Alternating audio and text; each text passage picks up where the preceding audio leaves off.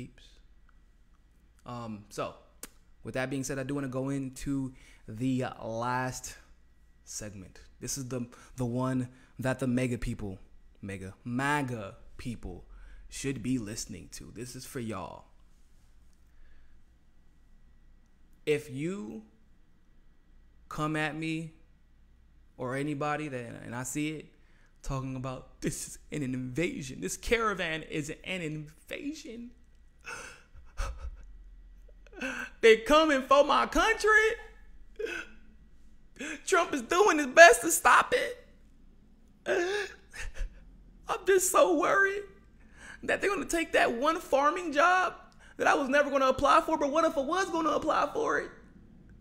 That's the point. What if I was going to apply for it? That's all I'm saying. And if they come and they take that one farming job that I was never going to take, I can never eventually not take it when I maybe want to one day. Also, they're rapists.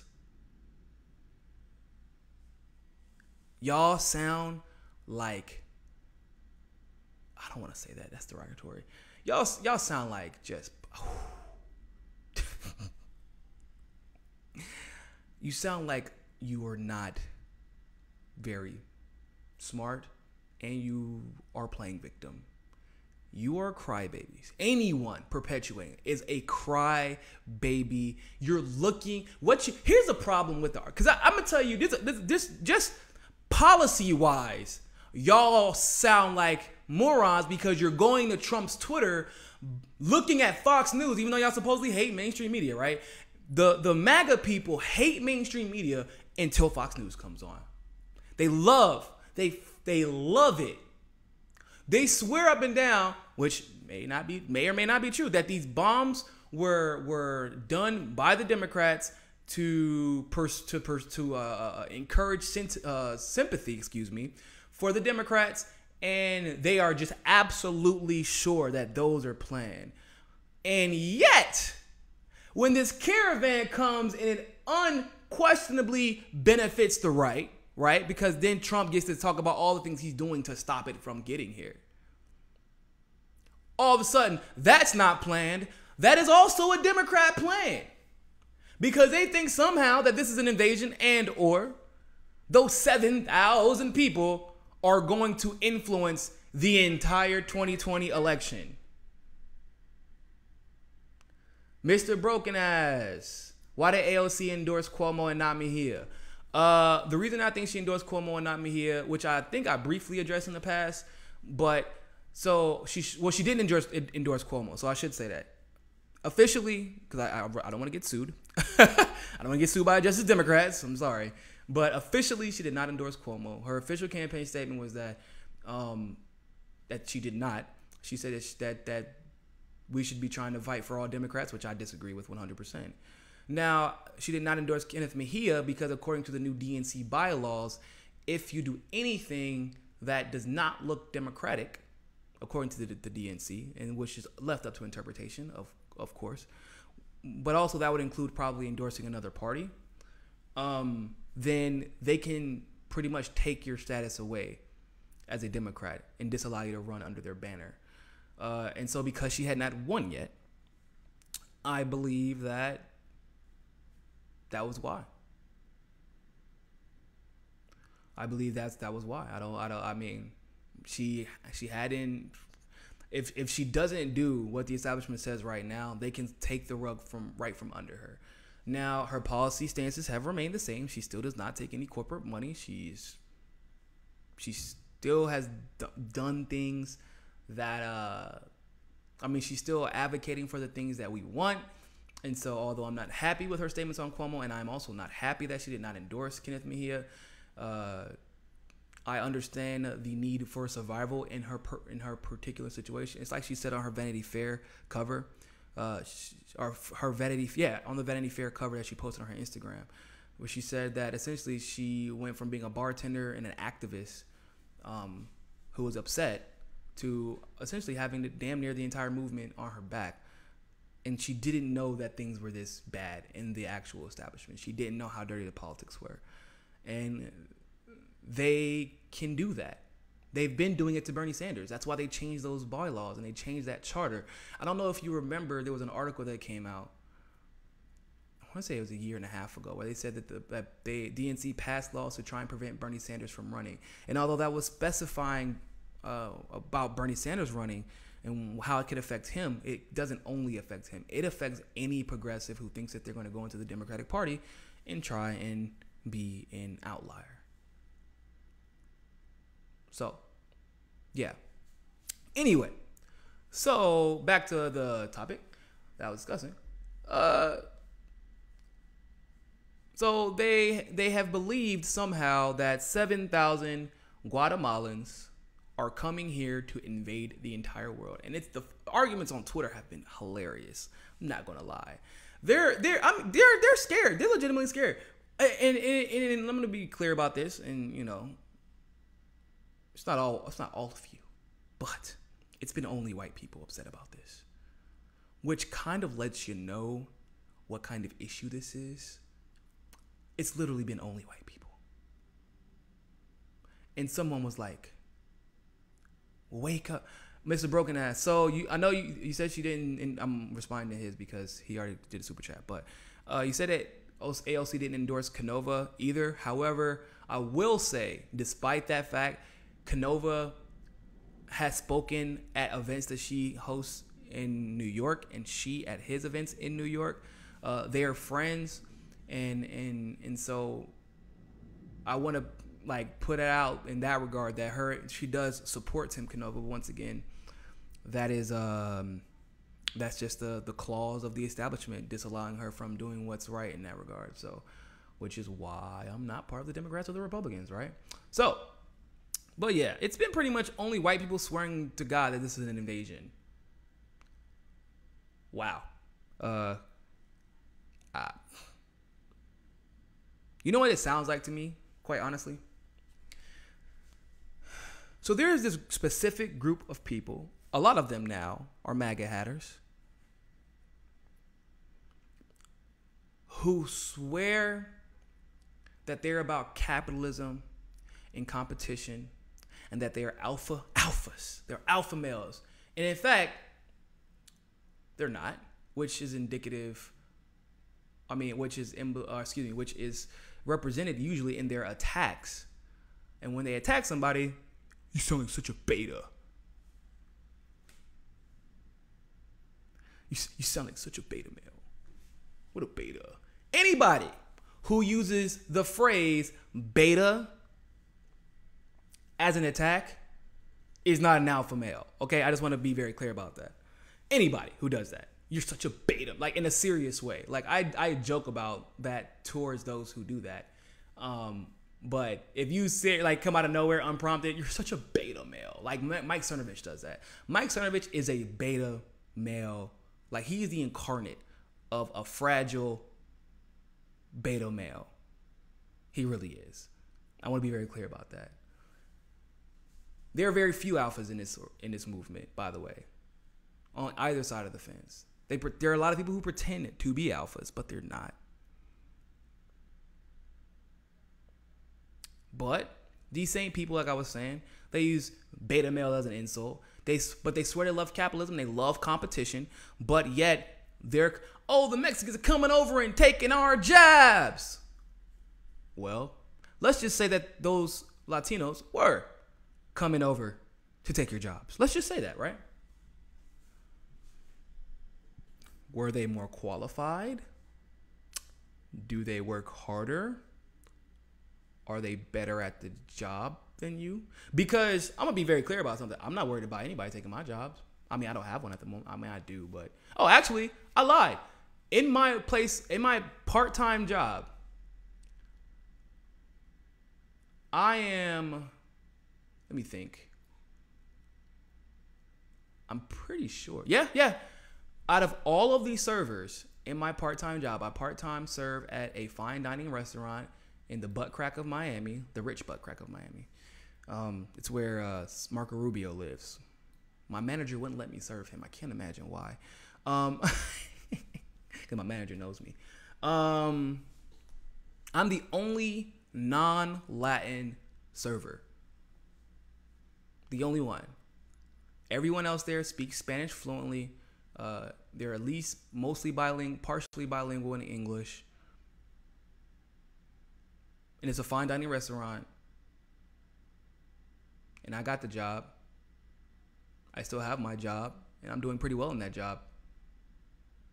If I got fired, would I say, oh, it's because you like Latinos? It's because the Latin community, you don't like me because I'm black.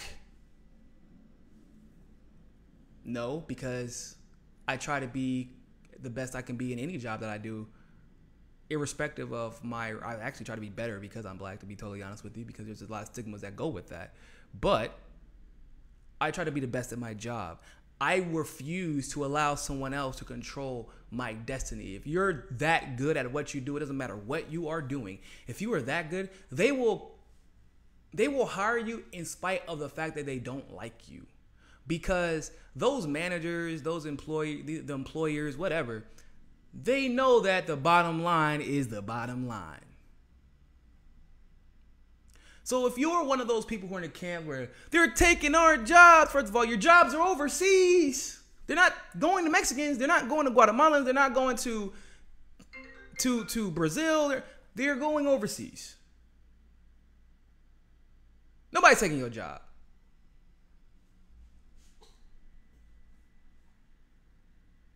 I don't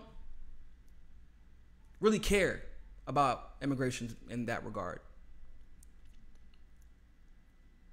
I think there should be border control, but I think that it should be reasonable.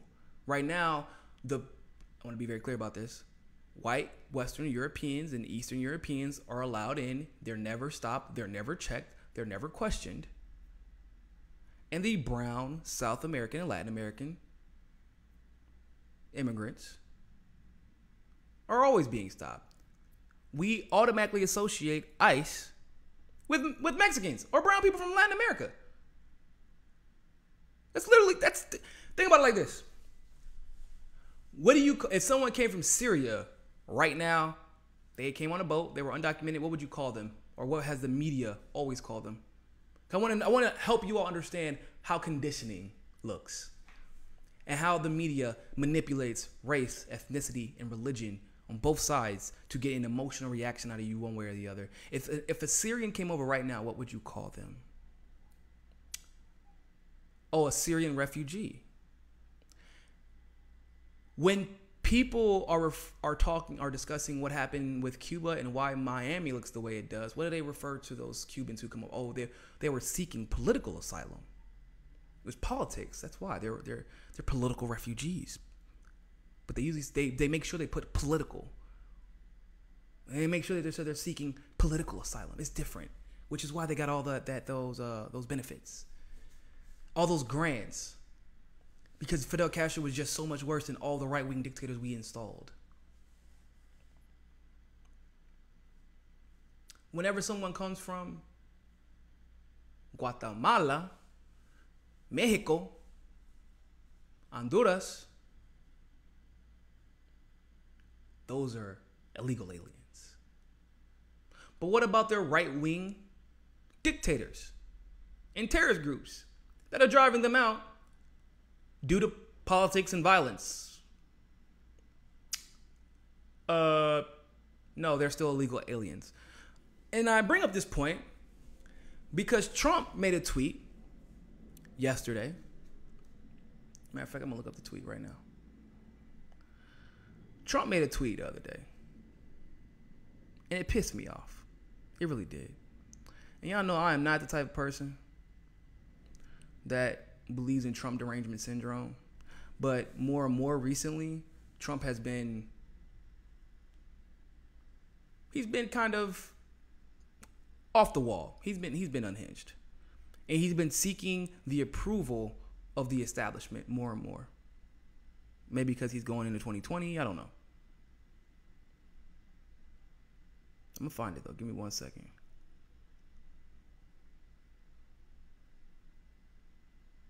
Yo, how does he have so much time to tweet? Holy shit.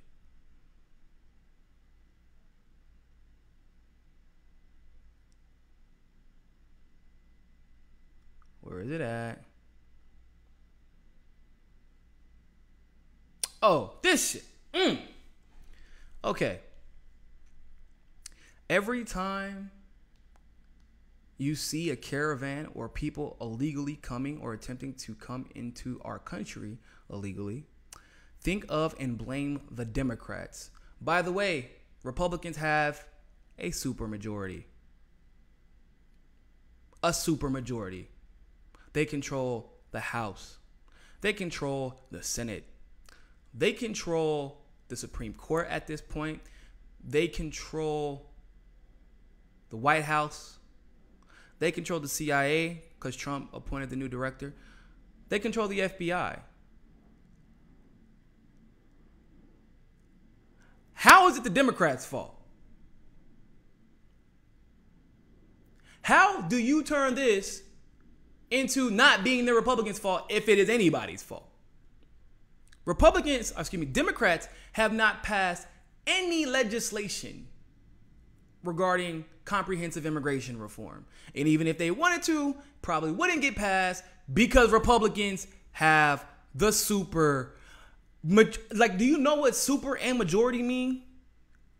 Super means a lot. Majority means most of.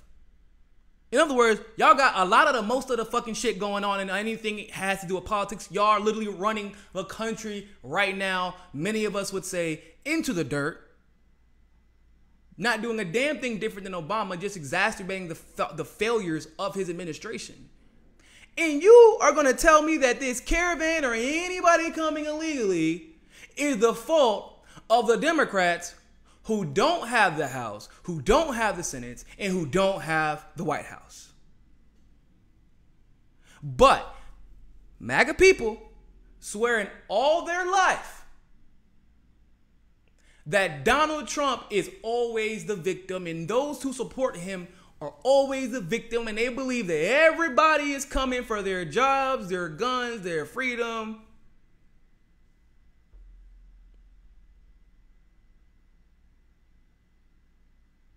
Y'all have everything. And Donald Trump is still convincing you it's the Democrats' fault that he isn't getting anything done. And he isn't even keeping his promises. The few things that he has done, which would be like, so filling up the cages that Obama implemented. And the immigration ramp up, or the anti-immigration ramp up, it still pales in comparison to what Barack Obama did with a straight smile on his face, telling every immigrant that he loves them and you belong here. Has Trump repealed DACA? Oh, that's interesting. Because last time I checked, he ran on repealing DACA. And in the first 6 months of his presidency, he would not shut up about repealing DACA. They locked out the government because of DACA. Remember? That's what he said. That's what he said. And yet, here we are. Is DACA still here? Yeah, it is. DACA is still here. Hasn't gone anywhere. Have they passed? Have we seen the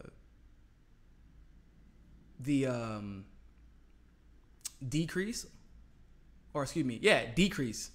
in people coming over the border? Not that I know of. We've seen more people. We've seen a small uptick in people getting sent back. Have we seen Trump make it easier for anybody to come in legally? Because y'all swear up and down that it's about legalization versus illegalization. No. But it's interesting, the rhetoric that's being perpetuated by this particular group of people. Because they don't say, like most of us empathetic, common sense, we just want to get on with our lives. This is what we would say. We want comprehensive immigration reform. You say you want people to come in legally, then that's fine. Create a legitimate path to citizenship. Say these are the circumstances that you must follow for this amount of time to gain citizenship. If you do not, you do not get citizenship. This is the exact price that is going to be based off of this exact circumstance. If you do not pay that price, if you do not help and if you do not meet these requirements, you will not get citizenship. However, if you do, you will absolutely get citizenship. There should not be a question mark at every single juncture of the citizenship conversation, except for the one where it says, well, if you have over $200,000 in assets, then you can definitely be a citizen because we need that money. That is the only absolute. Being a soldier in the military isn't even a guarantee for citizenship anymore for people who literally had it in their military contracts, because Trump actually said that he was going to try and revoke that clause out of all military contracts. But support the troops. This is what they say, though, because we say comprehensive immigration reform. They say keep them out. They say this is an invasion. They took our jobs. This is America. And yet, it's weird because they try and say illegal immigration like there are illegal aliens or illegal immigrations, like they're upset about the presence of law or legality. That's what they're most... They shouldn't have come over here illegally. That's why I'm upset. It's nothing to do with the color of their skin.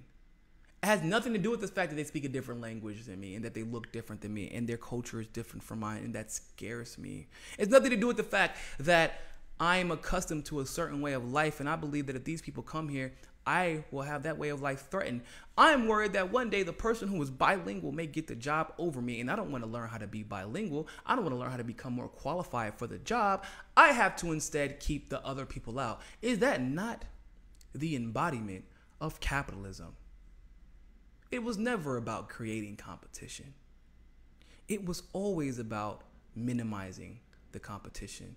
And if you can, crushing the competition. And these are the same people who always tout capitalism and have fallen for the lies of crony capitalism. And it makes sense that these are those same people because they echo and project the exact same behaviors and trends that capitalism has. They don't want competition.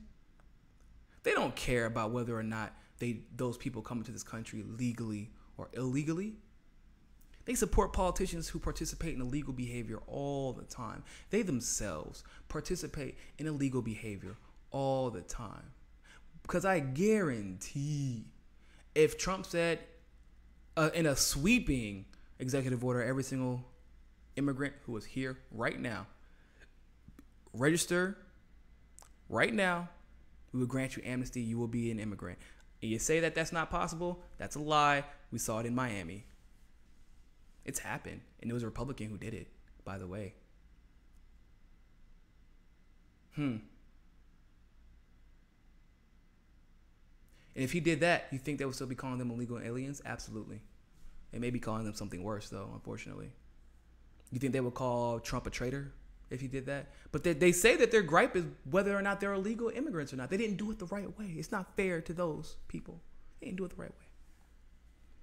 So he says that they're coming into our country illegally. Think and blame the Democrats for not giving us the votes to change our pathetic immigration laws. He has a super majority. And he kept people out of the country with an executive order. But hey, remember this at midterms. Of course, that's what it's all about. Keeping that majority, keeping that office, keeping that power, keeping your elite status amongst us peasants. So unfair to those who come into this country legally. Now I want to leave you all with this. Some of this is going to go in one ear and out the other because a lot of you all just don't really...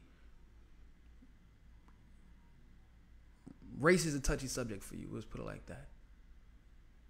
And it's hard to deal with. It's hard to internalize some of the things I'm about to say.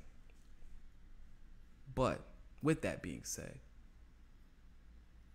that caravan that he is referring to legally registered for political asylum in Mexico. That caravan that he's referring to They left their countries because of perpetual violence that the United States is almost at least 90% responsible for. Just like Syria.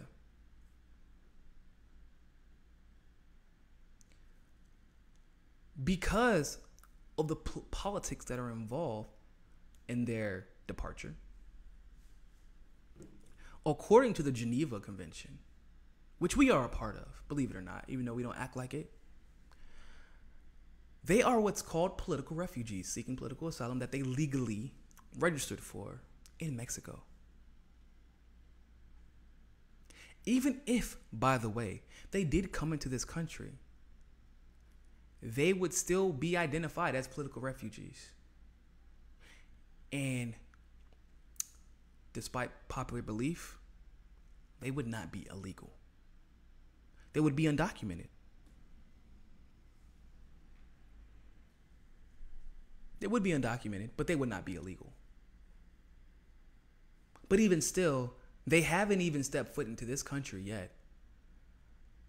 They're not illegal. They haven't done anything illegal yet. And the one thing that they almost did illegal, which was going to Mexico, they weren't even illegal when they did that because they were seeking political asylum. And guess what they did? They actually registered for political asylum. They went through. They're doing the paperwork. They've been doing it for the last couple of days.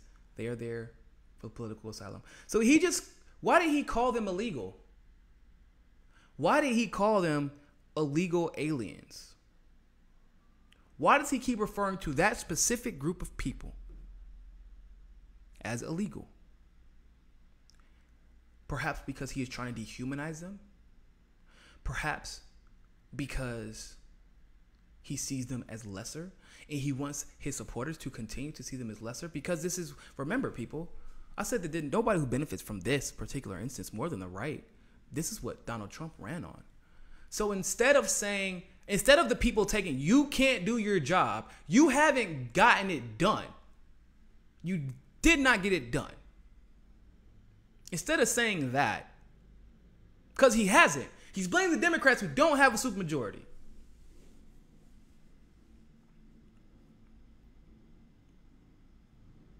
You're going to blame immigrants and Democrats for you not doing your job. They don't blame Donald Trump for not doing his job. It has to be someone else's fault. They don't. That's like, remember what the Obamas used to do. The Obama supporters used to do that same thing. You all recall. I know you do. I know you do. It's the Republicans' fault. Pause. Obama had a supermajority for 2 years. Did nothing. Actually, he did the same thing that Trump did. Save the rich people. Screw over the little guy. You don't think that's Trump? If you think that's Trump derangement syndrome, then I feel really bad for you, because that little tax cut that the millionaires and the billionaires got, you didn't get none of that. Fox Business said it was horrible. It helps none of us. And you will see it on your tax returns. Wait for it. But you want to blame them. And then you call them illegal. Why? Why do you call them illegal? You don't say they're seeking political asylum. You specifically call them illegal aliens, not even refugees, because you want them to be lesser than. You want them to be considered less than. So with that being said, people, thank you all so much. I appreciate you watching. Make sure you join us on Roku. Make sure you join us on JustNForm.com. Look up there in that corner. You'll see it. And shout out to everybody on American Freedom Radio listening to this as well. And always remember, more than anything else, party people, find your balance. Peace.